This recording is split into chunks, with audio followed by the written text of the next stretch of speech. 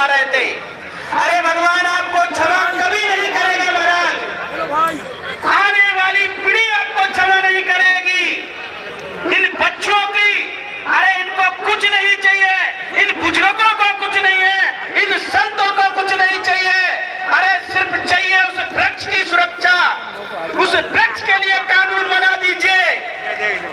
अरे आपके लिए कुछ नहीं कर रहे, ये कुछ सांसद के लिए नहीं कर रहे, इन बच्चों को विधायक बनाने के लिए नहीं कर रहे। ये हमारी संस्कृति और संस्कारों का जो भेदों का वृक्ष है, खेजड़ी उसकी सुरक्षा के लिए बोल रहे हैं प्यारे।